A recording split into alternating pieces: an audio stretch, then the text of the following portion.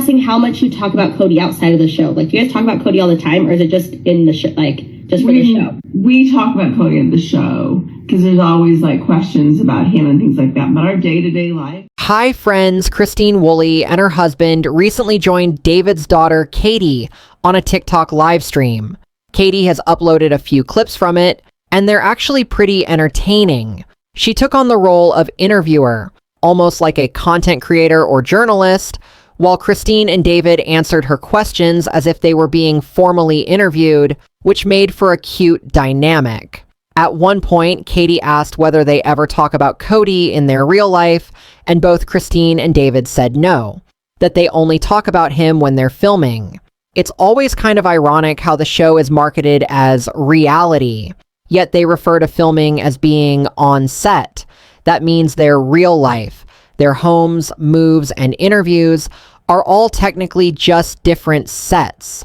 Christine even admitted that she hates filming those parts. She said she got upset during the last tell-all because of the questions they asked about Kody and was furious afterward. This comes right after Kody made comments during his press tour for Special Forces, where he called Sister Wives a negative experience.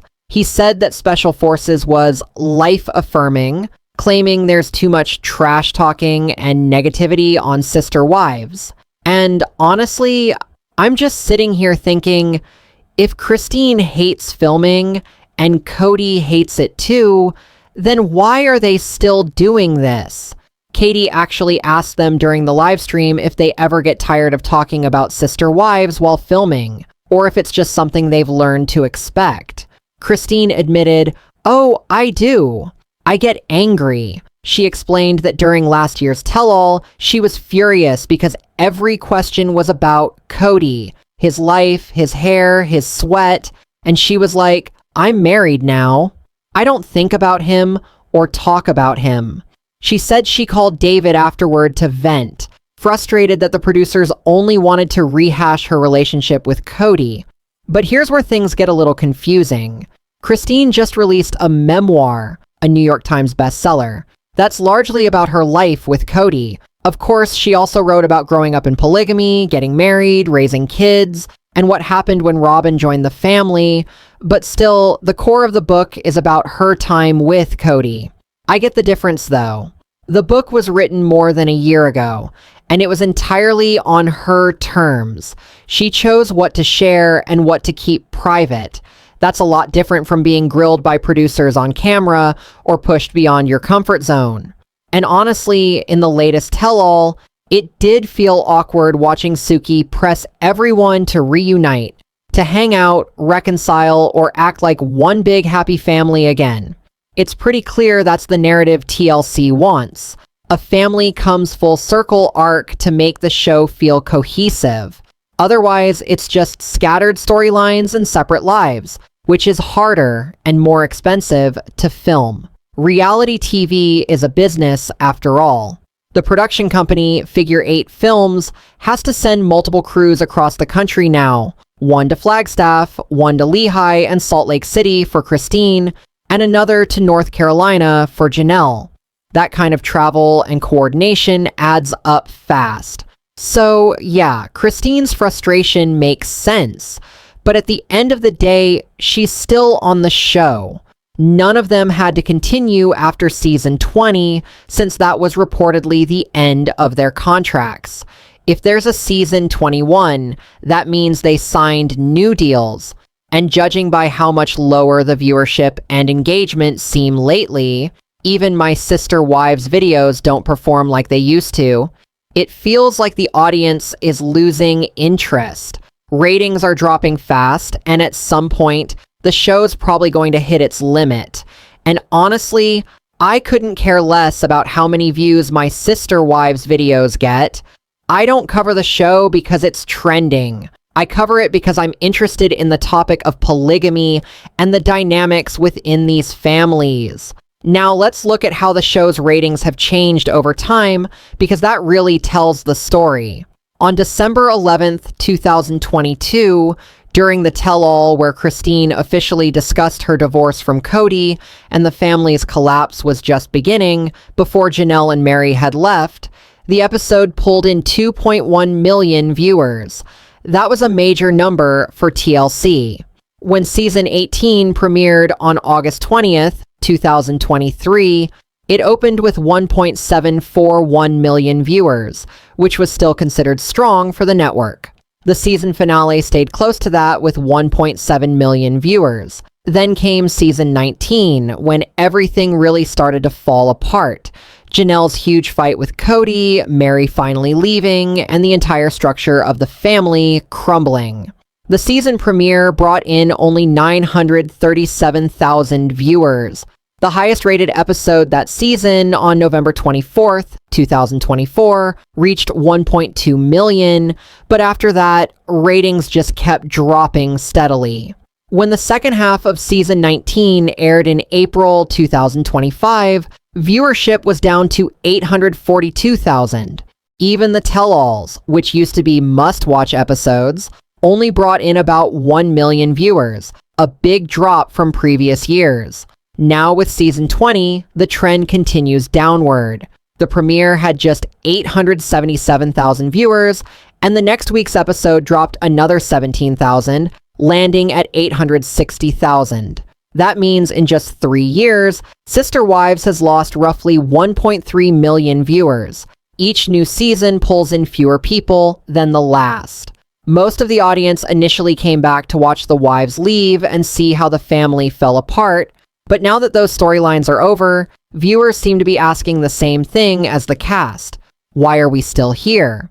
Even the stars themselves are expressing frustration. They've said openly that they hate filming and that exhaustion shows on screen. As for what's coming next, it looks like Kody and Robyn are gearing up for a storyline where they pretend they need a new house for a fresh start. But according to many, it's really just a financial move, possibly to manipulate property or money tied to Christine and child support. We'll also see Mykelti and Tony moving, which ties into their recent Patreon live stream. Mykelti had lost her voice, so she couldn't say much, but she listened as her mom explained why she moved, and later, Mykelti added more details about why she and Tony left St. George to Lehigh had a very intentional purpose. She and Tony wanted to help Christine see that it was possible to move back to Utah, rebuild her life, and finally break away from Kody and polygamy. They chose to live nearby so Christine would have emotional support and stability while adjusting to her new independent life.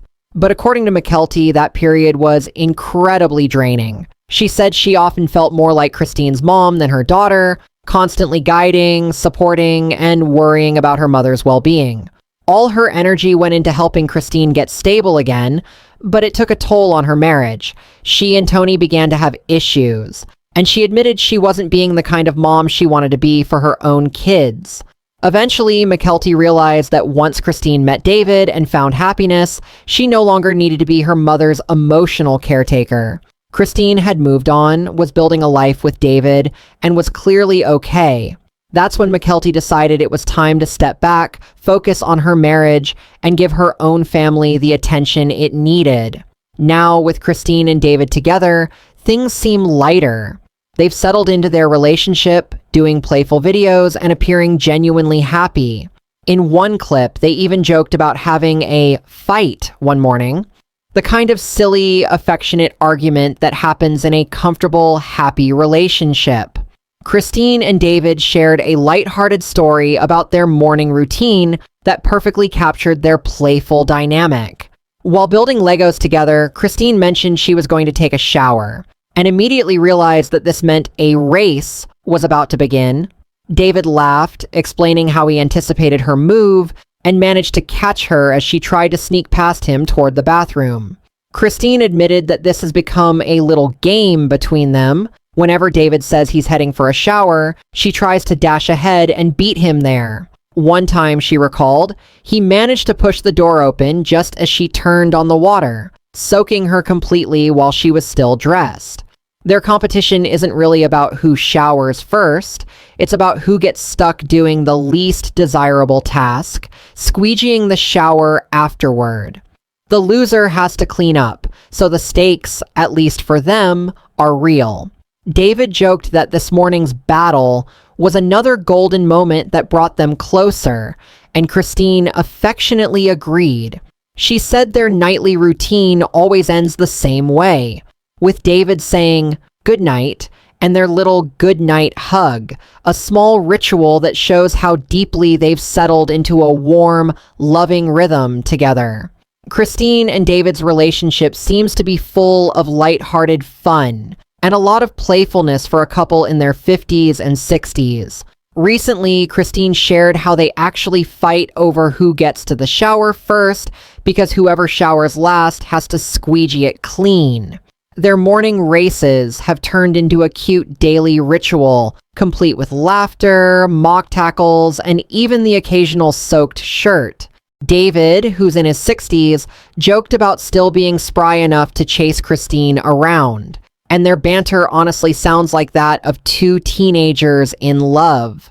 Beyond the playfulness, they also opened up about deeper family dynamics.